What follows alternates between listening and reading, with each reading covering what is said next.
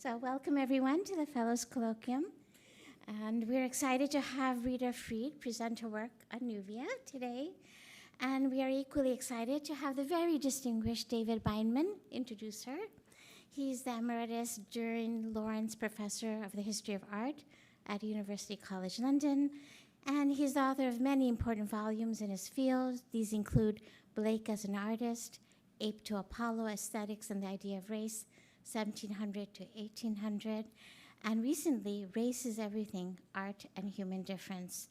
He is also, of course, the editor and main contributor to the Image of the Black and Western Art series, a project based here at Hutchins, and which we'll elaborate on at a session with the fellows a little later today. But please welcome Professor Beinman.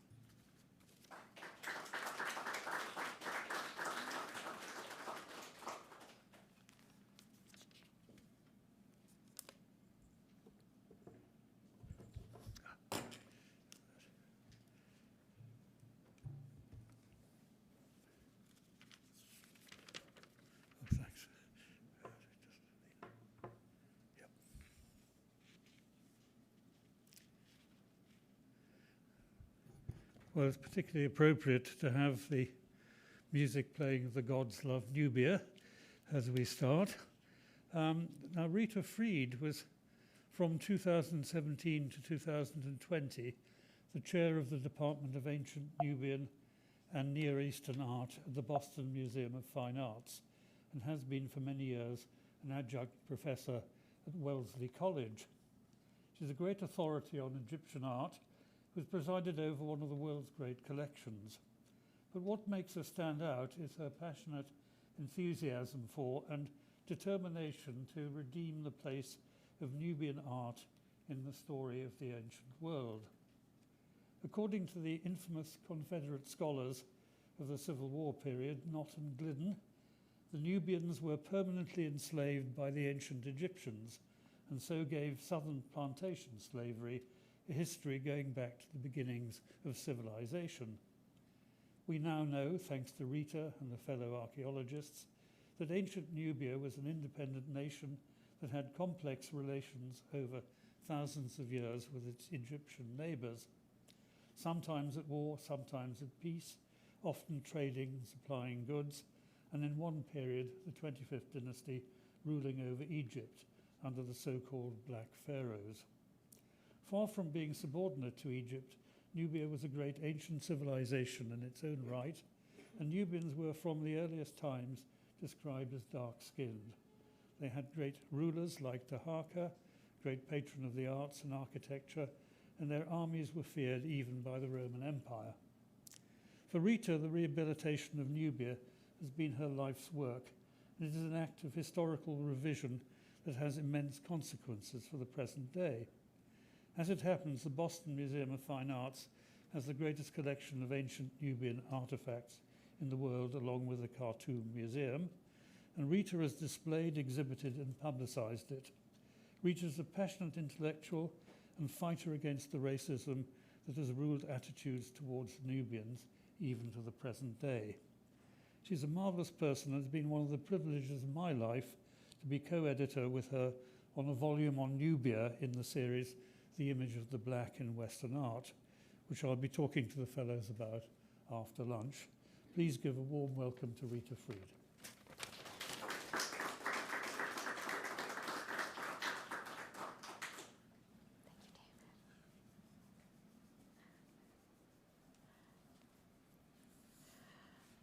Good afternoon, and thank you, David, for that lovely introduction and for your friendship.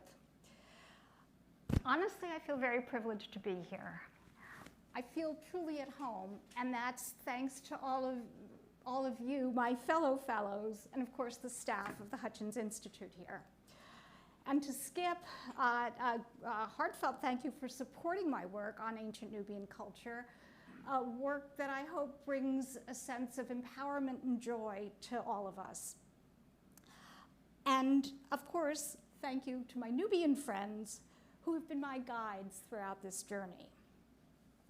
As David mentioned, I'll be talking to you today about a project in progress, a multi-authored book entitled Image of Nubia. And this will be the final volume of that incredible series that we'll see more about today, that incredible 13-volume series entitled Image of the Black in Western Art. I'm going to speak briefly about the last volume in that series, about the genesis of the project, the scope of the book, and then I'll introduce you to one of the chapters I'll be writing for it, that is A History of Nubia Through Its Art and Material Culture. For those of you who are not familiar with Nubia, I want to define it. First, Nubia is not a country, and it never was. It's a geographical area. It's a people and a series of cultures in Sudan, in northern Sudan and southern Egypt that you see here. And its roots go back as many as 1 million years, at least according to some estimates. And it's still there today, and in the worldwide diaspora, and I think in some people in this room. So today, I'll be talking about only the most ancient parts of that culture. A mere 5,000 years, that is about 4,500 BC to about the 4th century CE. Now, Nubia is also known as a land of cataracts. What is a cataract? Oops, what have I done? What is a cataract? A cataract is a series of rapids that are caused by granite outcroppings. So it effectively blocks your passage of a boat. You can't pass through a cataract, you have to carry a boat around. I'm just going to go back for a minute. There are 6 cataracts in Nubia. Ironically, they're numbered from Egypt down to just north of Khartoum, or just around Khartoum, 6 of them. Ironically, they're numbered from north to south, although the actual river goes from south to north. That is, from the highlands of Ethiopia down into the Mediterranean. So what we have here is where the 6th cataract is, which properly should be the 1st. But the 6th cataract, this is the juncture of the Blue and White Nile, right around the city of Khartoum today. And this is the 1st cataract at Aswan in Egypt, where, as you can see, it's full of rocks and impossible to pass.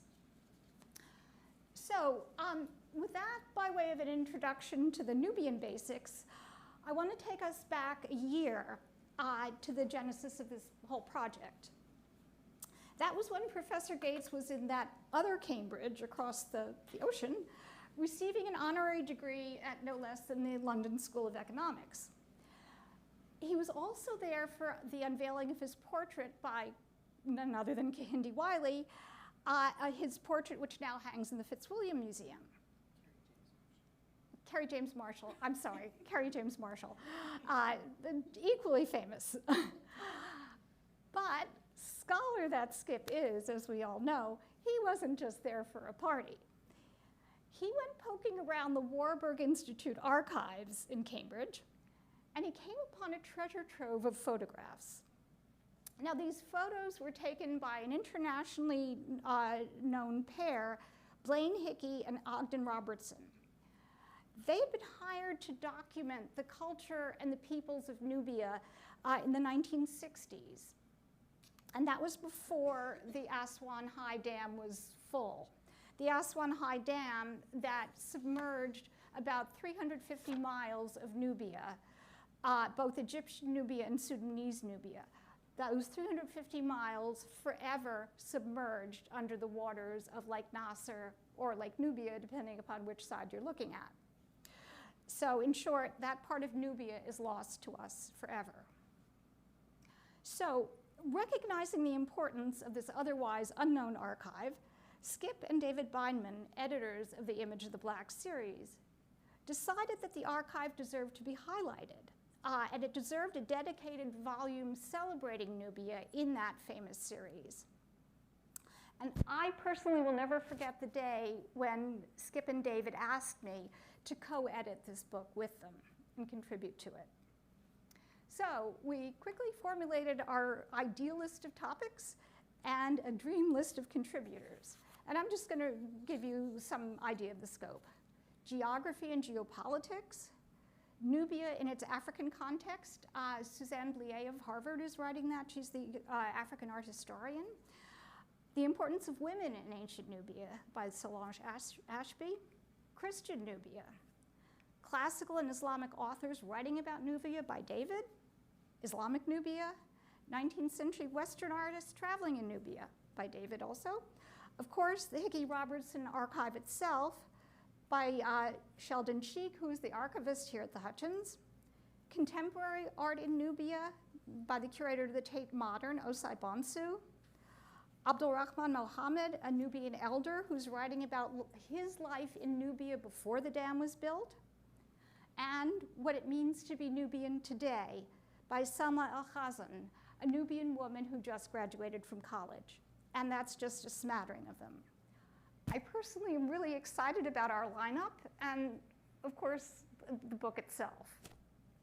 The book will appear in 2026, which will be the 50th anniversary of the Image of the Black project. So with that by way of introduction, what I'm going to do now is to take you through one of my chapters, Ancient Nubian History through the Lens of Art History. And basically that gives me an excuse to show you some of my favorite objects. So I wanted to begin at the beginning, but in the interest of time, I thought I would skip forward to the Neolithic, eliminating the first several 100,000 years. In any event, we're talking now about 5,000 to about 3,500 BC. This is just what it looks like. It's a drinking cup. It's about yay high, maybe a little over a foot. And I want you to picture a chieftain grasping this right at this very narrow waist, holding it aloft, and then pouring out a libation to a god or to a deceased important official. And now I want you to look at it. This is a real work of art by anybody's standards. Handmade, first of all. And the shape, the way it's so perfectly comes in at the waist, tapers out at the rim, and the way the design so perfectly matches that shape. You see both incised lines and areas left blank, perfectly matching the shape of the vessel. You see the triangular shape of the opening, but you also see incised triangles here, incised triangles here, and down here. What I'm describing to you is a complex work of art. What I'm describing to you is something that took somebody a long time to make. There are potsherds that are precedents for this, but this really, and the potsherds are themselves works of art, but I'll spare you those. This is something that comes from the imagination of a truly creative person. This is abstraction at its best. And this is not unique. It's one of many of these Neolithic beakers that are found, actually they are uniquely Nubian, but they are found all the way north into Egypt. Found their way up there, but they are not Egyptian, they are Nubian. What is it made? It's made of ceramic, clay, just local river clay, again, made completely by hand, not made to stand on anything, just made to be held up ceremonially. And by the way, I should say, almost all the objects I'm showing you are from tombs, which have been excavated since really the early 20th century. The few statues I'll be showing you later are from temples. We have very little from habitation sites. Because I really love the Neolithic, I'm showing you another vessel completely different. And I could spend the hour showing you Neolithic vessels, that is, vessels that are 7,000 years old. But I will move on, and this is my timeline up here. So another completely different aesthetic, also geometric.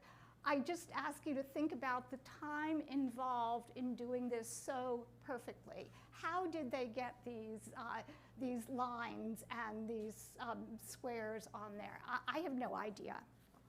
I invite you to grab some Play-Doh and a comb or a pen and try it yourself, and you will quickly see how difficult it is.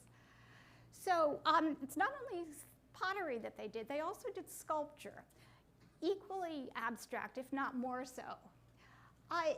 These are generally identified as human figures. Everything I've shown you so far, by the way, is in Khartoum, and we hope still there.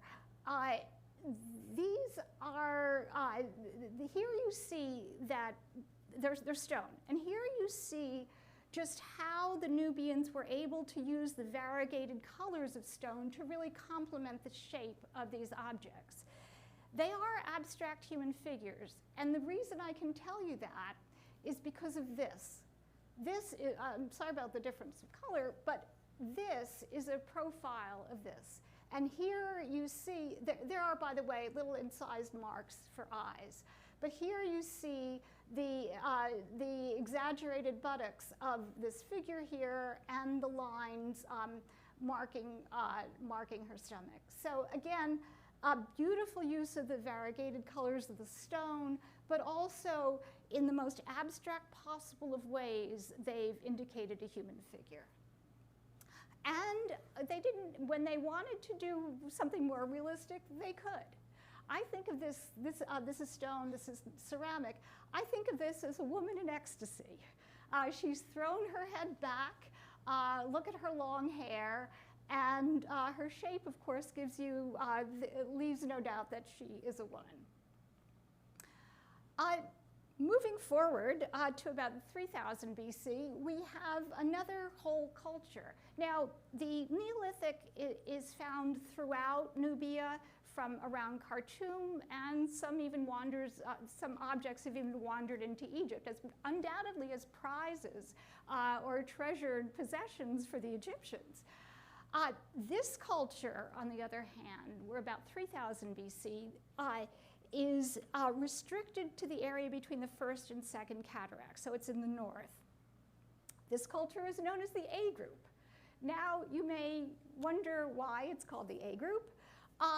It's called the A group because a Western archaeologist excavating the area in the 1920s recognized that it was a culture he didn't know and that it was early.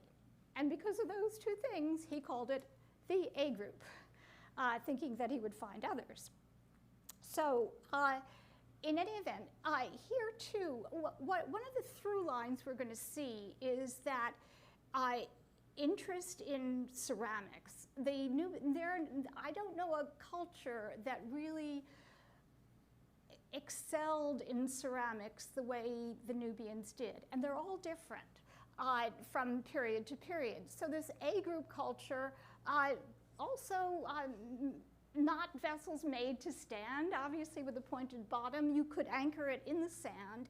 And these A group people located between the first and second cataracts were more settled than the Neolithic people, who were basically herders. Now we get herders as well as more settled communities. And these vessels that also play on geometric motifs, perhaps the weaving of a basket, maybe cloth design, painted, not incised, although this one is both incised and painted. So this so-called A group is also the culture where we get something that's a very controversial object. I suspect you've all heard of the possible origins of Egyptian kingship coming from Nubia. This was a story in the 1980s that broke based on this object. This object is an incense burner. It's in the Oriental Institute, or now called the Institute for Ancient Cultures at the University of Chicago. It's an incense burner. The Nubians had incense burners. The Egyptians didn't really. So the object itself is distinctly Nubian. However, when you look at the decoration, you see, which is outlined here, you see a number of things. Here, what looks like a lion just ready to pounce.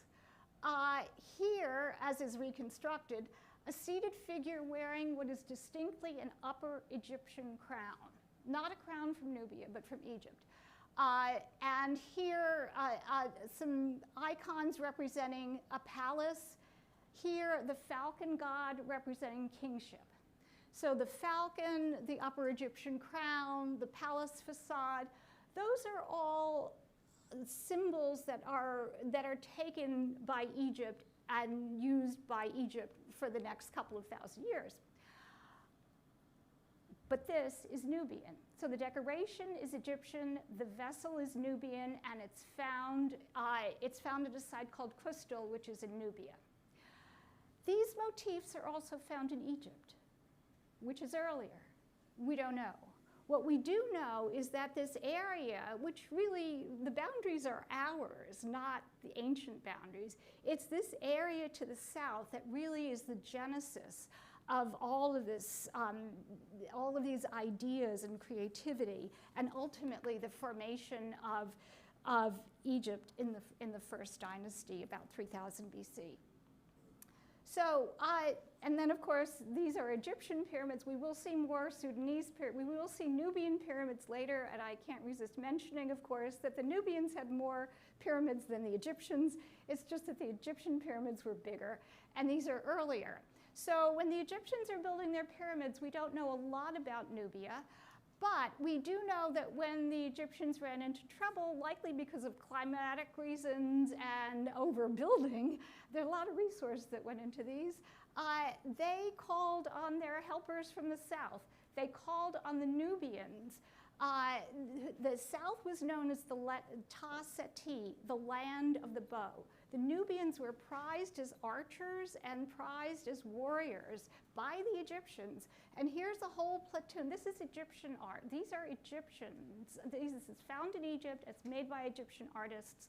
But it depicts Nubians coming to fight for the Egyptians. So the relationship between Egypt and Nubia was always there. Sometimes they were frenemies, sometimes they were friends, and sometimes they were pure enemies.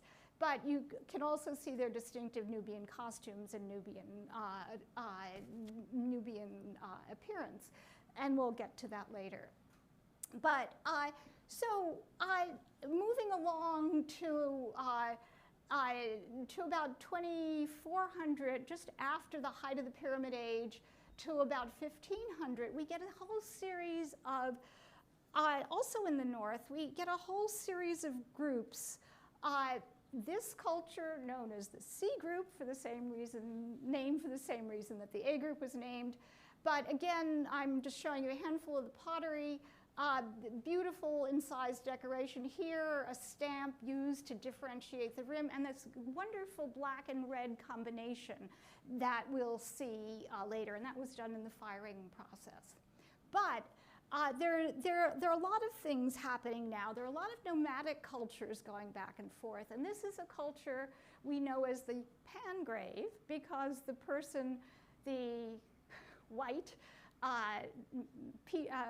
man, Petrie, who first identified the Pangrave culture, thought their graves looked like frying pans, so he named it the Pangrave culture. And again, we still haven't come up with scholars just don't agree on a better name for them. Of course, it tells us nothing about the culture, but these do tell us something about the culture. So cow horns, goat horns, sheep horns, I'm not sure I have that in the right order, but these were used as canvases. And here again, you get a sense of that color and that bold design sense that they developed here around 2000 BC or so. That becomes their hallmark of the Pangrave culture. Also, the Pangrave, which is a more nomadic culture than any of the others so far, they develop a whole, because they are primarily herders, they use their animals to the greatest extent. So here they develop a technique for weaving that I'm not sure, I certainly couldn't reproduce today, but again, this beautiful, heavy,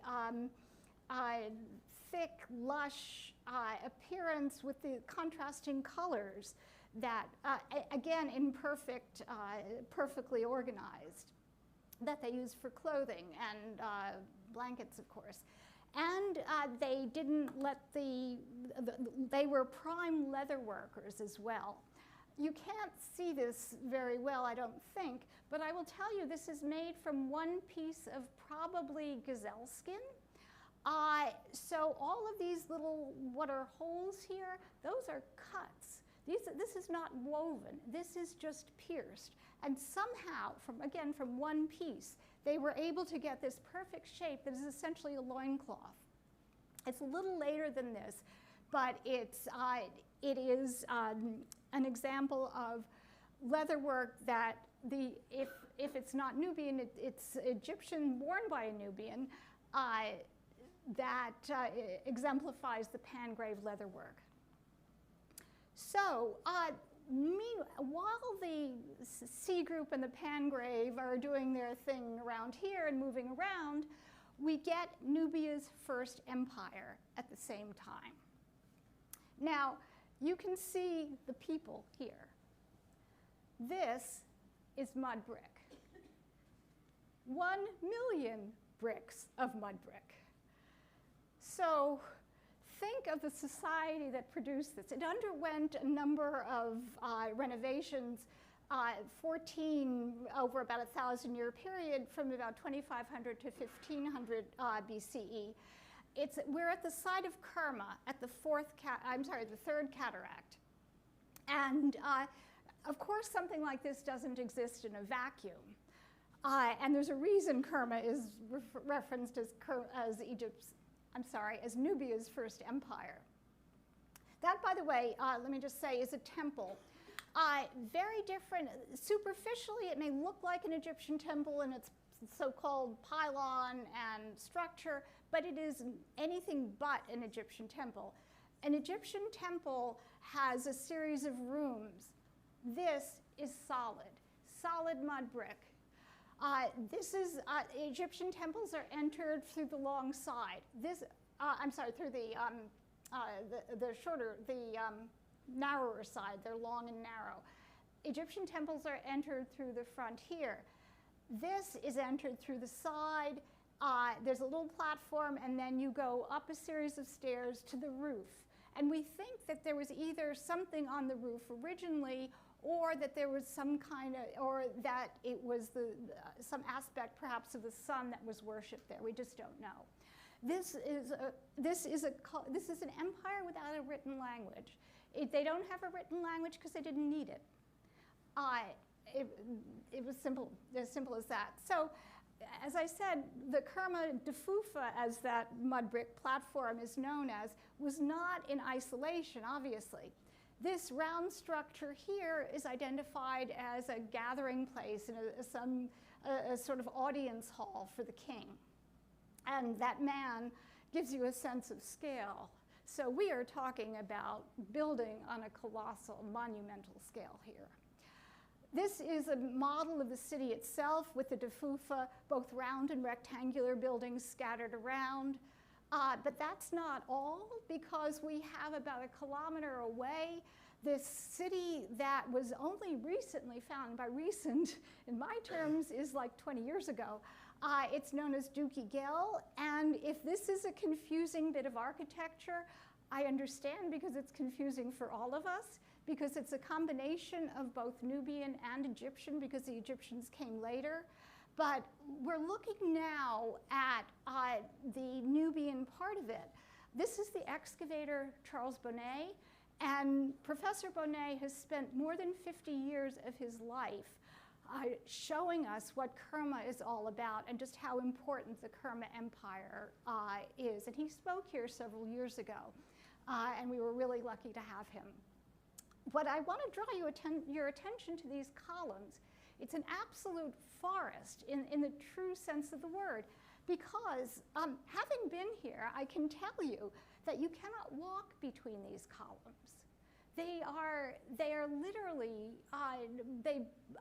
what they do there's a break in them, and they funnel you into a series of rooms, 2 rooms that are probably throne rooms. We don't know the significance of this city. Perhaps a gathering place for local tribes, for trade and tribute, unclear. But if any of you know of parallels for this architecture, we're still looking for them. So, but where does this come from? We don't know. There are later examples elsewhere in Africa, but nothing this early. And by this early, I'm talking about 1500, 1600 BCE. So, of course, we have cemeteries as well. At about 1700 BCE, which is so-called Middle Kerma, every grave was surrounded by offerings, and those offerings were in the form of herds of cattle and other animals. And when I'm talking about herds, I'm talking about thousands. And what you see here are several thousand cattle horns encircling the grave. Now think of how valuable cattle are today. Encircling a single grave? Encircling a single grave. Think of the wealth that encapsulates. This was probably not laid down all at once. It was probably different tribes came in paying tribute to this deceased ruler and brought their cattle. The cattle were for sure eaten, well, probably eaten, and then their horns were placed, and they're placed in herd fashion. That is, all the calves together, the female cattle first, and then the bulls. The tombs themselves were low mounds. They were low mounds, usually covered with pebbles and sometimes framed with stone slabs. Inside the burials, people were buried on beds, perfectly natural. And in the final period, about 1700 to 1550 BCE, the beds were decorated. What you're looking at here, which you of course assume is a headboard, is really a footboard. And that makes perfect sense, because what do you want to look at in your afterlife but animals that are going to protect you in this case. So they would have a headrest here, but this was the footboard. And that footboard was decorated, oops, what did I do? There. The footboard was decorated with ivory inlays. And those ivory inlays come in all different combinations of animals and abstract motifs. So these are just some of my favorite.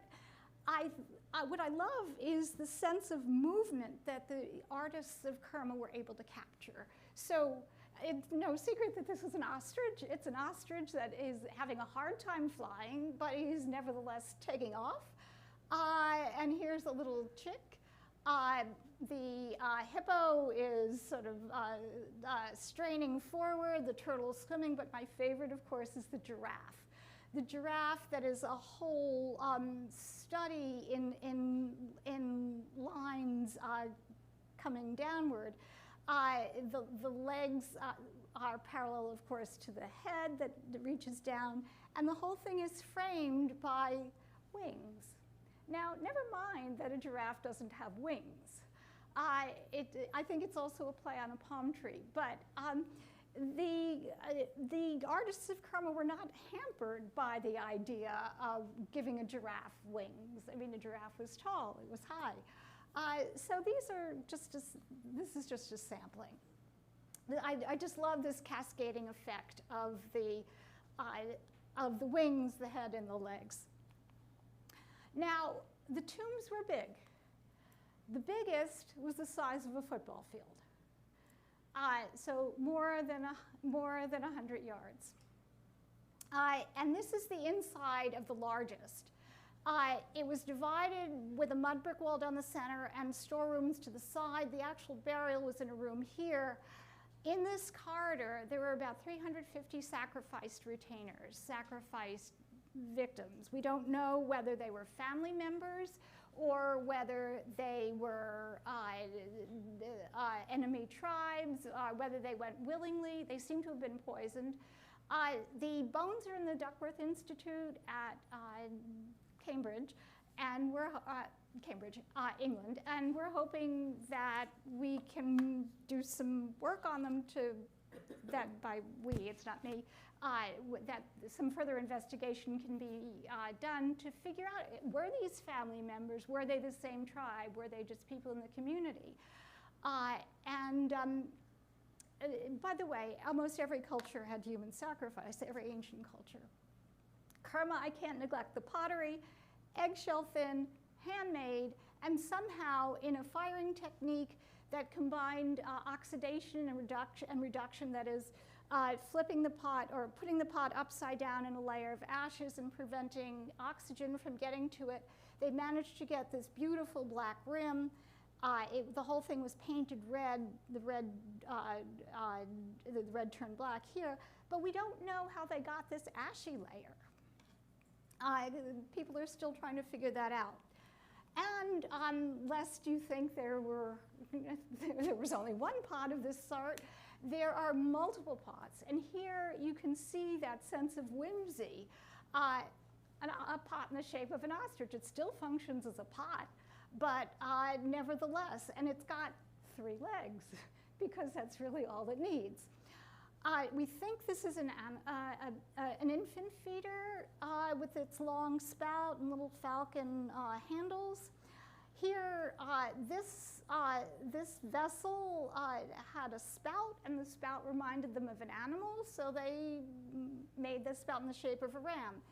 And rather than having seven of these beakers piled one inside the other, it was much easier to just make one of them and make it look like 7, because it would magically function as 7, after all, in the afterlife. So the Nubians, the people of Kerma, were inventive in their technologies. They made use of faience, which is something they probably got from Egypt, but then, as we'll see later, developed their own kind. They also invented a way to glaze stone. And if any of you have ever heated stone, you'll know it breaks, it fragments, it cracks. You cannot heat stone, even a diamond, without it breaking.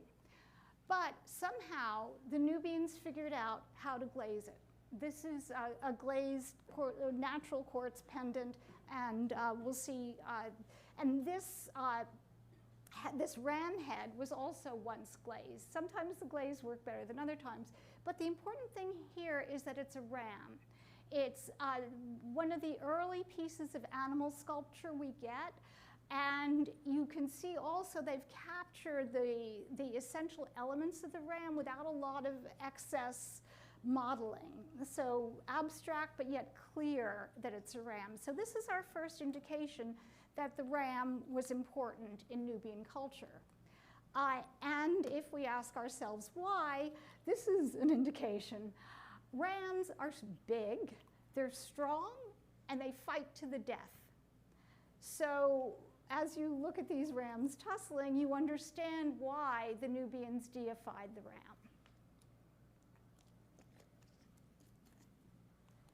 So these people of Kerma, although they were right here at the Third Cataract, they expanded their empire gradually, even raiding Egypt and inhabiting parts of Egypt. In fact, they raided enough of Egypt to somehow have captured this over-life-size, clearly Egyptian sculpture that was buried in that big football field-sized tomb that I showed you. Clearly an Egyptian statue, clearly brought, and in well over 1,000 pounds, brought up the river to Kerma. And again, the Nubians were known as warriors. Even some of their weapons were decorative here. So eventually, Egypt gets really angry. And there's an Egyptian ruler by the name of Thutmose III around 1450 or so BCE who, who manages to conquer an empire that goes both north and then, possibly with the help of Nubian soldiers, goes both north and ultimately south into Nubia. They want to stop this raiding. Why Nubia? Why is Nubia so desirable for the Egyptians? One word, gold. Well, two words. Corridor to sub-Saharan Africa, to all those exotics like ebony, ivory, exotic animal skins, and so forth. But gold. This is a naturally occurring gold nugget that the Nubians, slightly later, were infatuated. They just liked the shape of it. So they made a bezel or made a loop and soldered it on. I forget how many ounces, but it's pretty good sized. So the Egyptians come from Egypt and conquer Nubia, and they establish as their southernmost border a site here at the Fourth Cataract. And the site is marked by this mountain known as Jebel Barkal, the Holy Mountain. We're now at about 1500 BC. And for the next 500 years, Nubia is under Egyptian rule. So just a word about Jebel Barkal. It's in a flat desert. And for miles away, what you can see is this giant mountain emerging out of nowhere. And it's understandable that it would become a holy place. And for the Egyptians, they cited it as the birthplace of their god, Amun. And they built a temple at its foot. And these are the remains from the top looking down. Those are the remains of the temple. And interestingly enough, they represented their god Amun, which in Egypt was represented as a human male. In Nubia, they represented Amun as a ram. So they're combining, in order to make it palatable for the Nubians, they're taking the Nubian beliefs in the ram and syncretizing it into their god Amun. So Amun is shown as a ram, and interestingly enough, the Egyptians later adopt the image of the ram as Amun, and we see it throughout their temples. So let's move after those 500 years till about 750 or so BCE, the reign of Nubia's second empire, the Napatan period, the reign of King Pianki.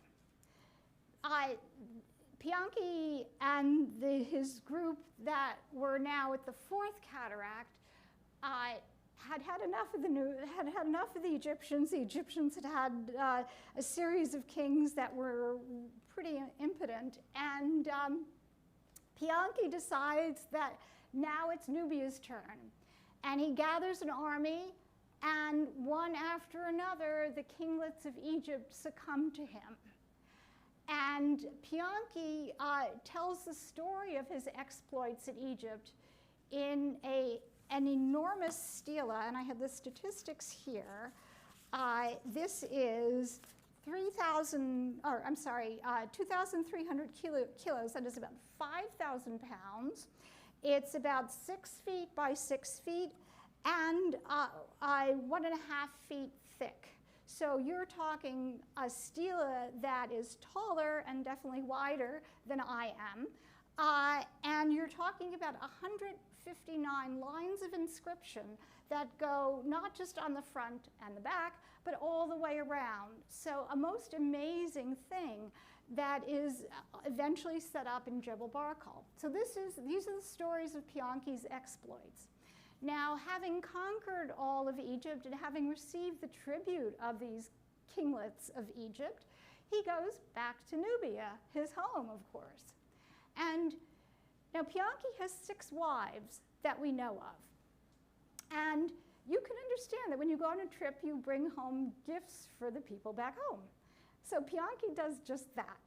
And he collects these small baubles among whatever else we don't know, and he parses them out to his queens. And these things are, they're Egyptian made, but they're found in the tombs of Nubian queens, of Pianki's queens. But alongside that, we also get uniquely Nubian things. And now you begin to see the strong difference in the way the humans are depicted in Nubia versus the way they're depicted in Egypt. So, and then this is Nubian-made faience. They make their own, they discover their own technologies for making faience. So here we have a goddess, wings, and this goddess to me screams power. Wings meant to be outstretched, they're shown down, and her body is voluptuous. None of these too thin Egyptian figures Egyptian women where they wear a dress that's too tight to even take a step and certainly not run for a bus. And so you see the round Nubian face, the little tufts of hair, and the same image, but with the head of a lioness. So again, this incredible image of power in this goddess figure, these goddess figures, all from the tombs of Pianki's queens. But it's not only about queens and it's not only about Pianki. Taharka, the king that David mentioned, is a king mentioned in the Bible, a king that's known throughout. If any of the kings are known, it's Taharka. Taharka's depicted he's depicted in many different ways. He rules a huge empire, namely Nubia and Egypt, and even goes into the Levant to try to defend the Egyptians from the Assyrian Empire, and we'll get into more of that later. But here he is, again with Nubian features that I'll get into later. The biggest thing in my mind that Taharka does is to transform the landscape of all of Egypt as well as all of Nubia. So this is Karnak Temple that I know you've all heard of.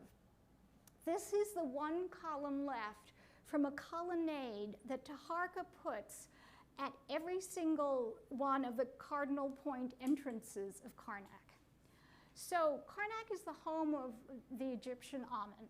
And Amen is in his Holy of Holies all the way in the back.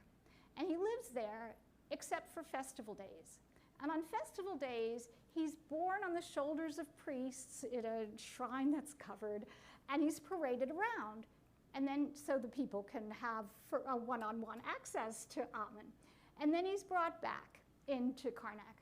So what you have to imagine is that the first and last glimpse of the god coming out of the temple and going back into the temple is through Taharka's gateway, through Taharka's porch. We imagine that it had statues of Taharka outside, no longer preserved, and far more of these soaring columns, and it was brightly colored. So Taharka, of course, doesn't neglect Nubia. Now, if we want to talk about megalomania, here's the place, Jebel Barkal. So 350 feet of mountain with a 70-foot high pinnacle here. What Taharka does is put right here a big billboard in gold proclaiming his name and devotion to the god Amen. And right opposite, right here, he puts a statue of himself. So again, this is a mountain you see from miles away. Imagine it with this big billboard-sized placard of gold shining out at you, proclaiming Taharka's name. Yeah. Exactly. Yeah, I mean, he got it from them. The end comes too soon. The Assyrians, whose whole goal it is to conquer the world every year, Taharka cannot hold them off any longer, and they push Taharka back into Egypt, and that ends the 100-year period when Nubia is in control of Egypt. But that does not end the Second Empire of Nubia, the Empire of Napata, because in some ways, without having this huge landmass of Egypt and this very different Nile Valley to worry about, the Nubians really come into their own. And Taharqa is very sensible. The Nubian, I haven't shown you large-scale sculpture before because the Nubians weren't making any, but the Egyptians were. And Taharqa, for his temples in Nubia, sends a bunch of Egyptian artists to Nubia, orders them to go down there. And there they build temples according to the way the Nubians want them. And they also erect statues of the Nubian kings. So these are all kings, and there is one queen, Amani Malel, after the Nubians are in control of Egypt. So Senkameniskan's about my height. These kings are 12 and 15 feet tall, Espelta and Al-Lamani.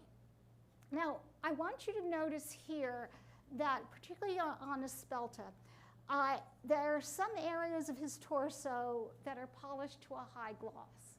There are others, his garments, his jewelry, his headdress, sandals, that aren't. They're deliberately left matte. This is the reason for that. They were covered, those matte areas were covered in gold.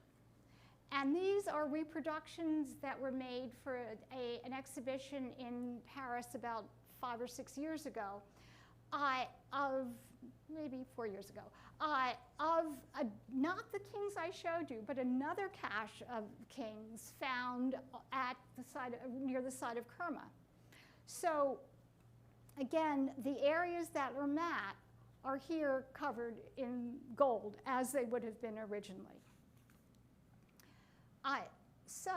And now is when I want to talk to you about the iconography of kingship in Nubia. So you look at this statue, and to the average person, it looks Egyptian. It's got that typical left foot forward pose, hands at the sides, gaze that looks beyond you. But when you look at the trappings, when you look at the details, and the facial structure, you see something that is distinctly Nubian. It's a round, compact, strong face, thick, strong neck, a cap crown that you don't see on Egyptian kings, and the snakes at the brow. Not one, as you see in Egypt, but two in Nubia. One for Egypt, one for Nubia, we don't know. They present themselves as kings of the two lands. They also have the ram imagery. And here you see a lariat-like collar that loops around the neck and hangs on the shoulders. And there's a ram on each shoulder and right at the center of the collarbone here. So, and you see it in the actual statues where the gold has been removed. So that is how you can tell a Nubian king from an Egyptian king. So the Nubian kings are buried in pyramids. As I mentioned, they're now more, and they're buried both at Napata and at another site we'll talk about in a minute. They're buried in pyramids. I mentioned there are more in Nubia than there are in Egypt, but they're different. They're steeper sided and they're solid. Egyptian pyramids are not solid. They have chambers inside. Nubian pyramids, on the other hand, are not entered through the pyramid. They're entered through a stairway on the east side so that the burial chambers are under the pyramid, but there's no connection to the pyramid. And some of those burial chambers were, well, let me say, for the Napatan period, we think most of the burial chambers were decorated with paintings. There are two that are preserved. This is the burial chamber of Queen Kalhata, the mother of King Tanwadamani, who's the last king to even claim some control of Egypt. So brightly colored, particularly the use of gold and red, arch ceiling with stars, and the sarcophagus that would have been here. And here is the burial chamber of King Tanwanamani himself. And here you see that the Nubians are clear as to the skin color of themselves versus the Egyptians. And here you also see the double uraei. And the gold. And the gold. Now, if this is should be the poster child for colonialism, but needless to say, despite the fact that they tried to hide the entrances of all the Nubian pyramids, the Napatan period pyramids, most of them were found and plundered and completely plundered out. But there's one exception, and that exception is the tomb of Espelta. And here you see in the 19-teens an archaeologist recording the tomb, assisted by his Sudanese workers. And you can see why the robbers didn't finish their task, the tomb collapsed. But inside this tomb was the largest sarcophagus, 16 tons of sarcophagus, the largest sarcophagus ever made for a king of the Nile Valley. It is covered with texts, with Egyptian texts in Egyptian hieroglyphs, but none of them are written the way the Egyptians would have written them. They're a selection that the Nubians made that uniquely served their Nubian needs. So although, again, superficially it may look Egyptian, it's anything but. So that sarcophagus is in the Museum of Fine Arts in Boston, and we're going to try to conjure up a field trip to visit it. It's not on public view. Now, what was inside that sarcophagus? Coffins. These are bronze-rimmed eyes from one of the coffins. There were probably 3 coffins nested like matryoshka dolls. And these eyes are about 20-some-odd inches end to end. So that gives you a sense of how big the sarcophagi were, or how big the coffins were that went into that big sarcophagus. Inside the pyramid, or I'm sorry, inside the burial chamber, protecting the king, they found these figures lining the walls. These figures are these figures. King Taharqa had 1,400 of them, and they were all in stone, different types of stone, but all individually carved. And so when you take a mass of them, you tend to just look at the mass. But when you look at it, when you look at them one by one, each one is its own strong portrait. This, by the way, is a reproduction of Espelta Shawabti. They're called Shawabtis. They're protective figures in Nubia. So we're fortunate that Espelta's tomb also had other objects preserved. This beautiful gold ewer hammered from one sheet of gold, and alabaster, the largest pair of gold tweezers you've ever seen, and alabastron. The alabastron itself probably comes from Egypt. The name of Espelta was put on in Nubia, and this amazing cap of cloisonne, woven wire, Amazonite, carnelian, and a meteoric stone added to it. That is Nubia.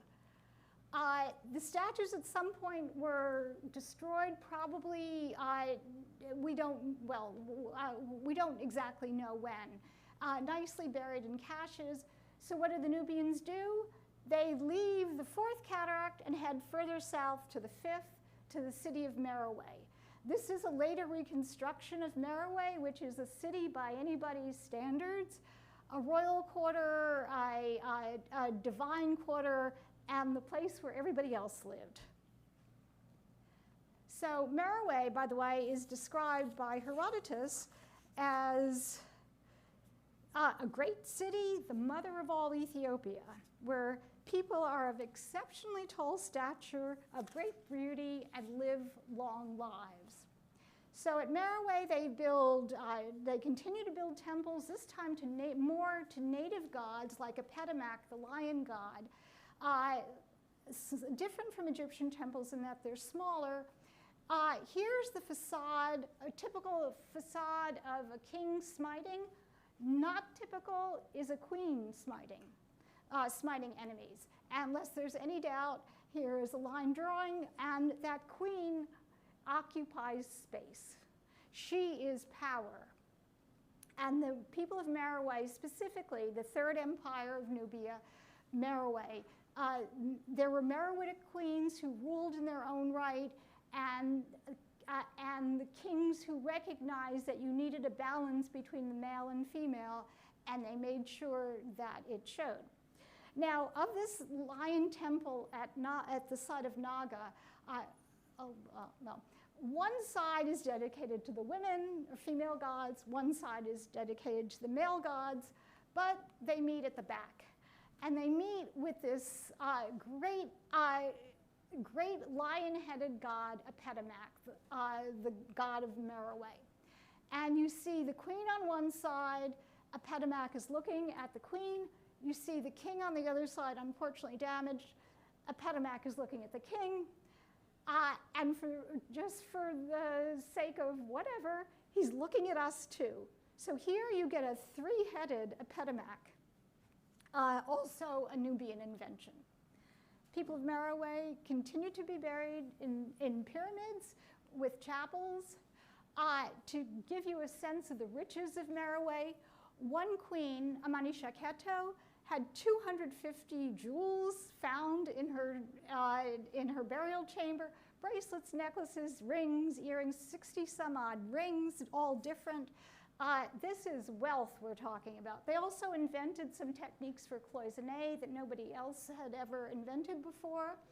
And while they had a taste for numbers, they had a taste for Baroque, and they had a taste for delicacy. Because these necklaces, carnelian, gold, and blue glass, the beads are seed beads. They're the size of the head of a pin. And the carnelian beads, and of all the beads, the gold beads too, somebody had to make those individually.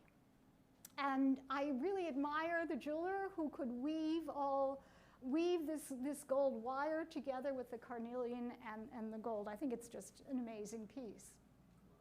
And to show you, they actually wore that stuff.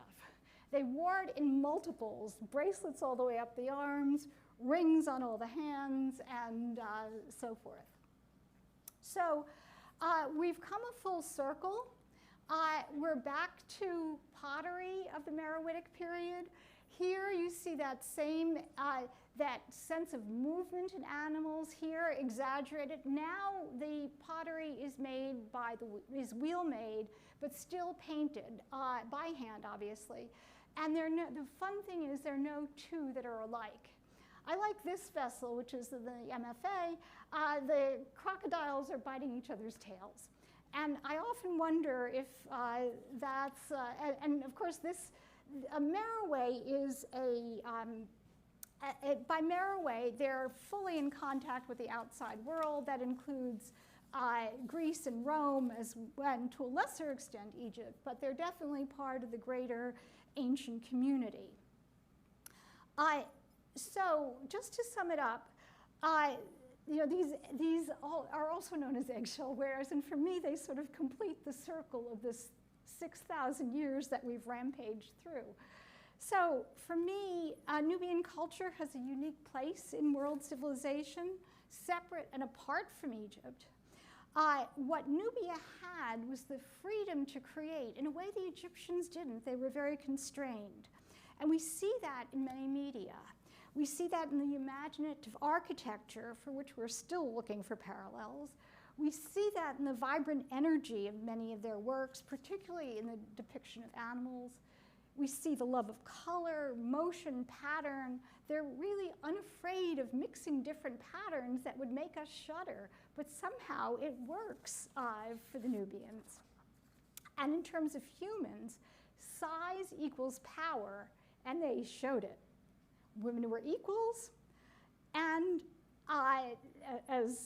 and women occupied the same, they were the same size and the same space, had occupied the same space as men.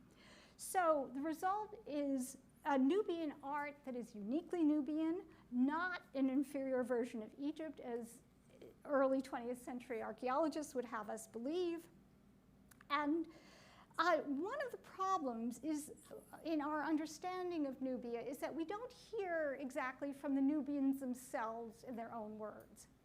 And part of the reason for that is that they only wrote down their language when they needed to, when they were in touch with Greece and Rome and needed a way to communicate. And that was from about the 3rd century BCE on, although we know for easily 1,000 years earlier they were still speaking the same language. This stela of King Tani Damani is the largest Meroitic inscription we have. We know it was an alphabetic language of 23 letters, I believe. We know what the letters sound like. We just don't know what the words mean. So Meroitic is as yet untranslated, although people are certainly working on it. One day they will crack the code, and we will hear from the Nubians in their own words. So finally, I want to end by saying I know that little of what I have shown you or spoken about was, I'm guessing little of it was familiar to you.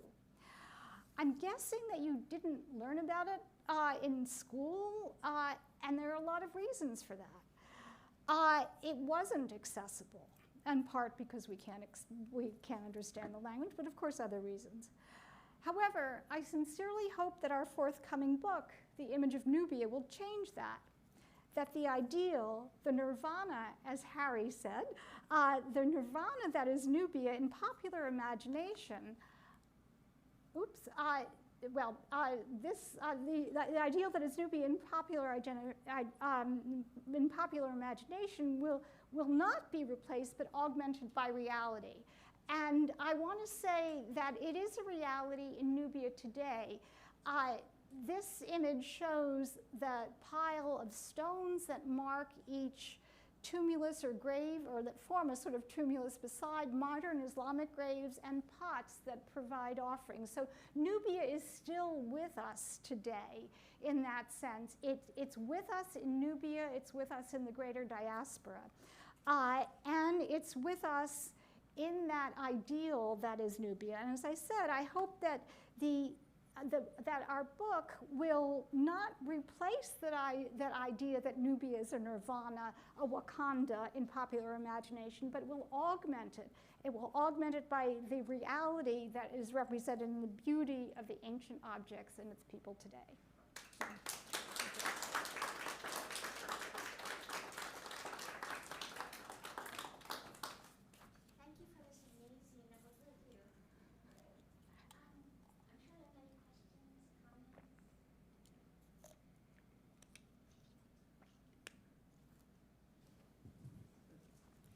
I mean, I looked out of the window here and saw a bus that said to Nubian Square, number 1 bus.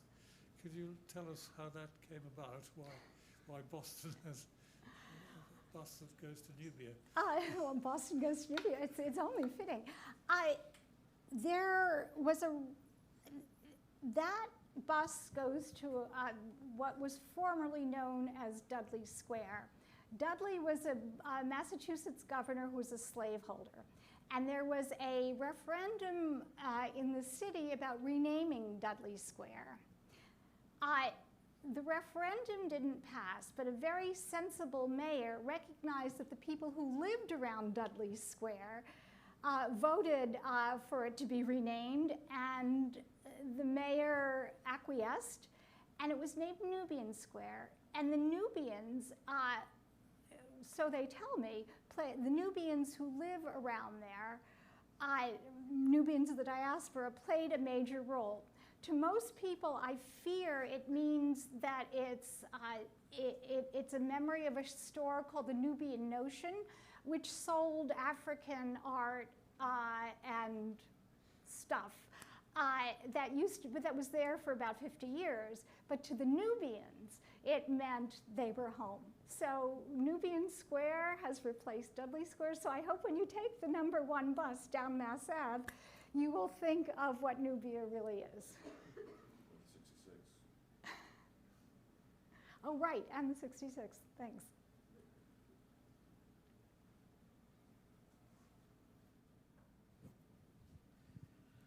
Thank you for that.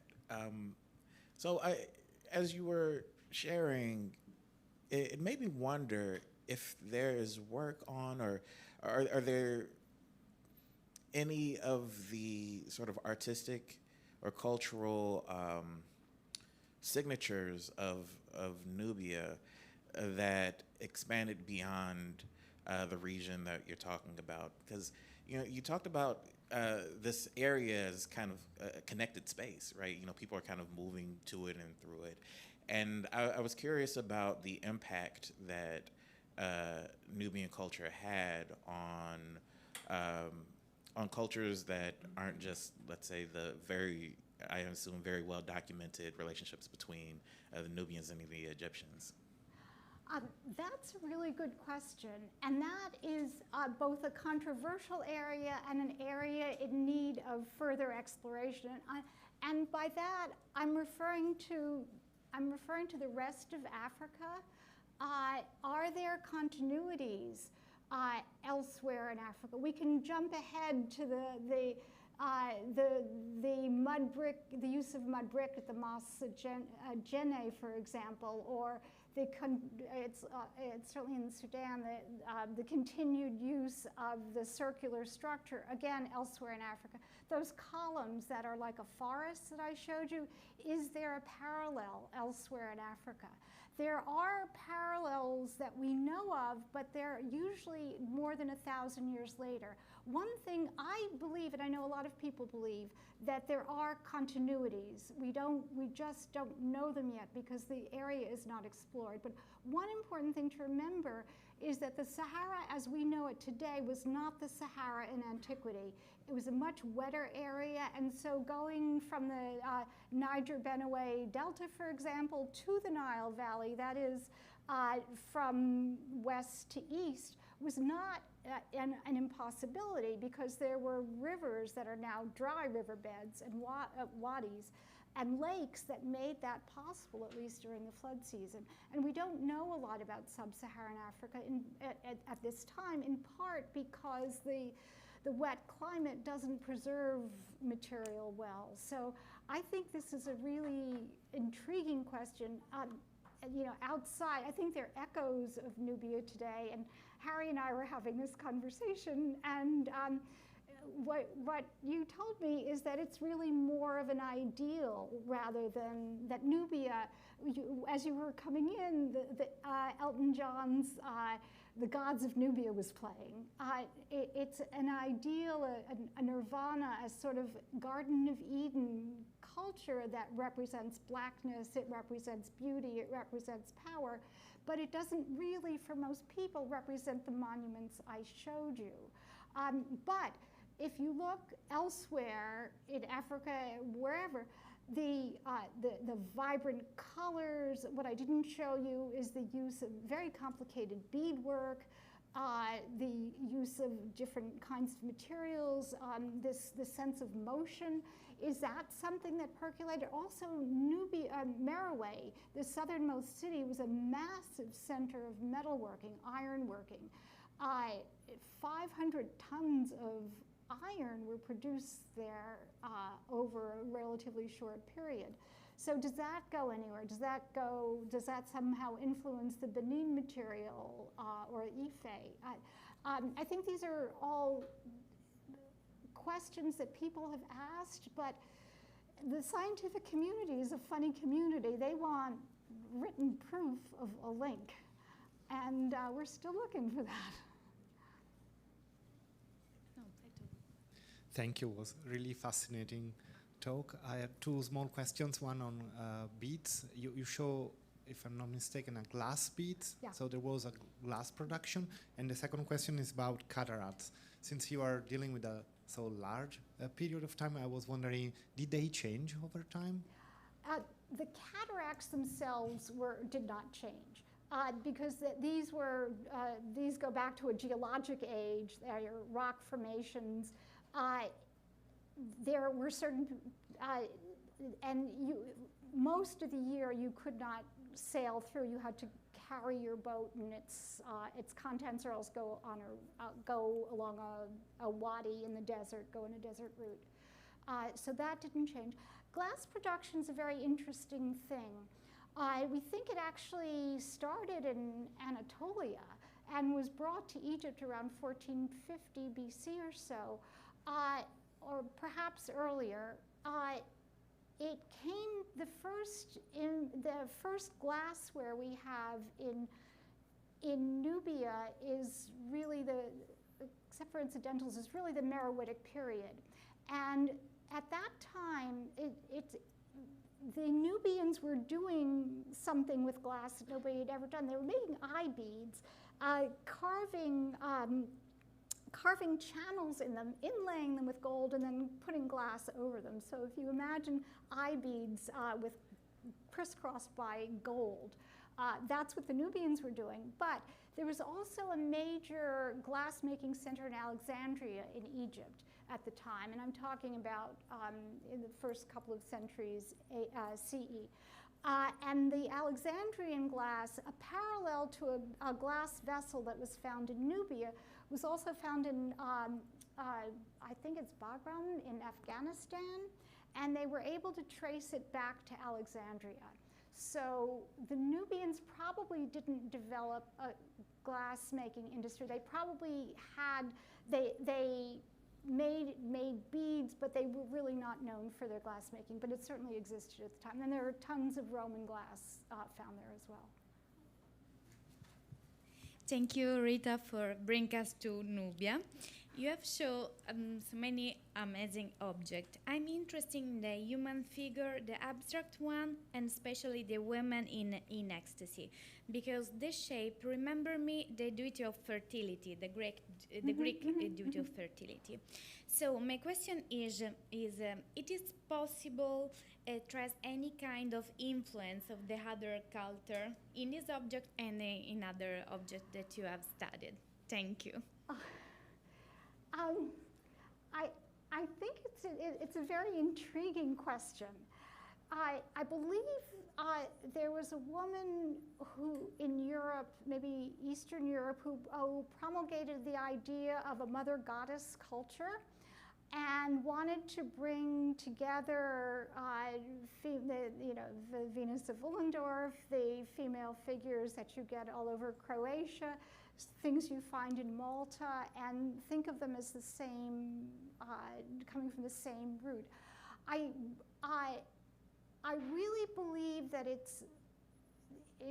I really believe that this was the essence, that females were the essence of fertility. They were the ones who gave birth. And in that sense, they were the ones who held the power. And I think that really highlighting the characteristics associated with fertility was a human instinct, particularly if we're talking about 10,000 years ago, 5,000 years ago, because that was the survival of the species. That was the survival of the clan, the cult. So I'd like to see contact, and of course most of these are quite small, and I'd love to show you some more because they're absolutely fascinating. And these so-called fertility figurines carry through. I could have shown you some from Meroe, but I would have kept you here all day. But it is a very interesting topic. Interestingly enough, only at the very end do they depict males as well. Only with Meroe, when there is a balance, are there male figurines as well. Rita, I have two quick questions about your slides. Number one, you showed a slide of when you were talking about the area that was flooded by the Aswad Dam. I think that was Abu Simbel, if I'm not mistaken. Are you saying that those sculptures, those images, it seems like they were moving them, like they were cutting them apart to move them, so those were saved, is that correct? Right. Okay, grand. And those are Egyptian, those aren't? Yes, yes. Okay. But they are in Nubia. They're made by Ramesses the Great, an Egyptian king, at a time when the Egyptians were in control of Nubia. And they were done in part to intimidate the Nubians, I believe. So when you're sailing downriver in your boat from Nubia with your trade goods or tribute to Egypt, you round a corner and pass by these 65-foot images of Ramses, and they are intimidating. I mean, it lets you know who's boss. He didn't have to go there. In fact, Ramses may never have been to Nubia past his first few years of his 67-year rule. That's the cover of Earth, Wind, and Fire's I Am, by the way. Oh. Their album, I Am, yeah. You also showed a picture from Meroitic, and it was like one huge complex. That's the kings, and then all the other little things for everybody else. Okay, that's what I wanted. So the third question, and this is a kind of a thematic thing, and it might be a question for you and or for David, and it's this. The thing that I find myself always asking when I look at images of whether it's homes or artwork or whatever it is from various periods is, what was real to these people? Like, in other words, what was their notion of what's real that made them say, the Baroque, that makes sense, or these statues, this is what makes sense. And I guess the question it leaves me with is, looking at these pieces, we have them and we can see how beautiful these artworks are, the pottery, the jewelry, but we don't have any documents about the intent of the artisans as far as I know. Nothing where they say, this is why I did it. This is what I was trying to do. This is what was real to me. This is what's beautiful to me. It made me ask this question, and maybe you both can say something about this. When do human beings first start writing about art and being artistic? I mean, in our age is overflowing with commentary on art, if only by art critics. But when do human beings first start writing about the art, the architecture, et cetera, that they make so that others can, I guess, join in their thinking? Ancient Greece would be the answer to that. I mean, you don't get artists writing about their art, but you do get people commenting on their art and discussing it and evaluating it. So it would be 5th century BC in Athenian. And lands, Herodotus, of course, is writing about Meroe and commenting on what a spectacular city it was. Mm-hmm. And would you say it continues from that time? Well, yes, Okay. it does, because of enormous influence of ancient Greece and through the Romans and so on, yes. Writing and thinking. Thank you. Yeah. Thank you. Thank you so much for the presentation. I really enjoyed seeing all those lovely objects that you had. So my question goes to, I guess, some of the specifics of the volume. A lot of the archival objects that you have, I think a lot of them are in museum spaces. Are you going to engage with, I guess, some of the excavation practices that the original archaeologists engaged with? And is that a focus in the volume?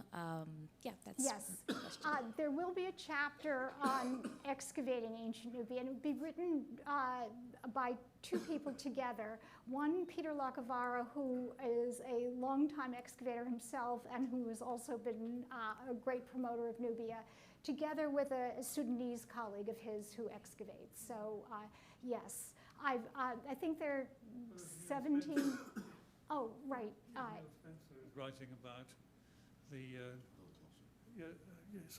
Neil Spencer's writing about the Nubian people who worked on the excavations, who were rather written out of history by the people who ran the excavations. Yes. Okay, thank you, thank you.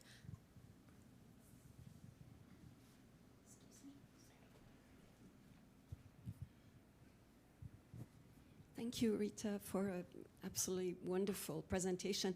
You mentioned one object was at the University of Chicago, somewhere in the Boston Museum. I think you mentioned some in London. I imagine the British Museum has tons of them, and there are places in, museums in Paris, New York, Berlin that have them. Have there been any attempts? I mean, how many of them are in Sudan and Egypt today, and before the wars, I should say? What can you tell us about the history of repatriation or rematriation? You touch on a giant topic. Let me tell you, let me touch on different parts of it. Most of the excavations were done in the early 20th century, at which time Sudan was the Anglo-Egyptian Sudan. There were English in charge of the country.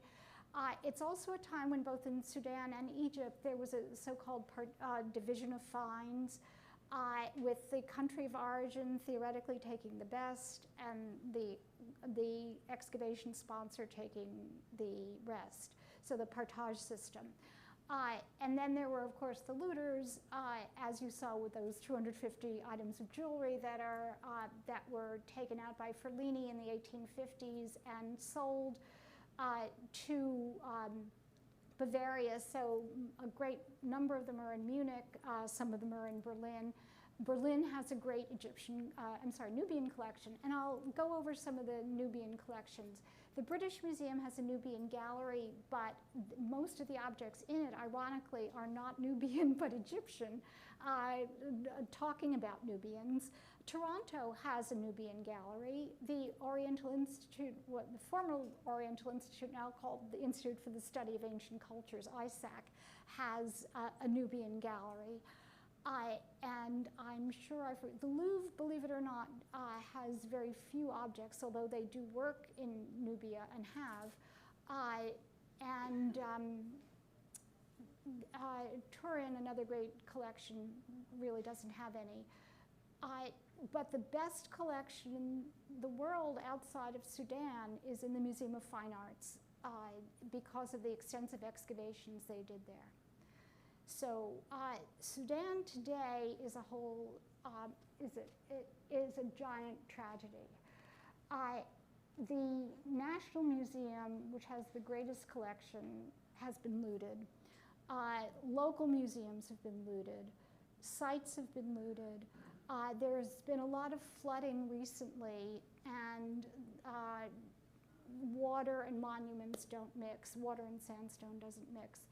And so that's caused a lot of damage. And because the people have fled because of this horrible war, there's nobody to take care of the monuments. So the sweeping sands are covering them up, and the looting goes on. So, and it's not, I mean, let's not forget the people, of course, but it's the university, it's the libraries. I just got back from a conference where the Sudanese were talking about what has gone on, and they showed pictures of libraries, university libraries looted, the bookshelves books just piled on the floor in a total disarray.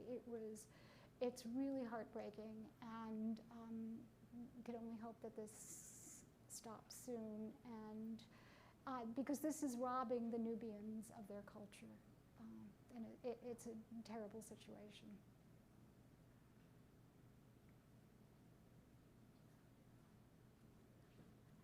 Have to end on a positive note. Because we're recording this, I just want to correct something I said earlier. Abu Simbel is on the cover of Earth, Wind, and Fire's All in All album, not I Am. But I Am does have a very interesting piece of Egyptian or building on it. I don't know, they're columns. They show some columns there that look Egyptian. I don't know what they're connected to. I just wanted to say that because we are recording. The other thing I want to let everybody know is that you have a wonderful listserv that you've been doing for years, which has many of these images and many, many, many, many more from the culture of Nubia. Maybe you just want to mention that if people want to subscribe and see more of these just astounding ancient artworks. I have mine. Yes, thanks, Harry. Because I am keen on people knowing about ancient Nubia, I put out I select a different Nubian object every day during the week, and I write a very one-sentence comment on it and send it out. So if you're interested, find me, give me your email, and I'd be happy to add you to the list. There are all sorts of, the people on the list are about 300, run the gamut, and with the goal of getting the word out about ancient Nubia. But Harry, you brought up another interesting thing. There are many album covers that have Egyptian motifs. There are many many artists who do work that incorporate Egyptian motifs, even though they may label them Nubia. And this is the disjuncture. That's something that was pointed out to me by a major Nubian scholar by the name of Jeremy Pope, that people confound the two. And it's a shame that they do, because Nubia has so much to offer. And that's one of the things that I hope our book will change.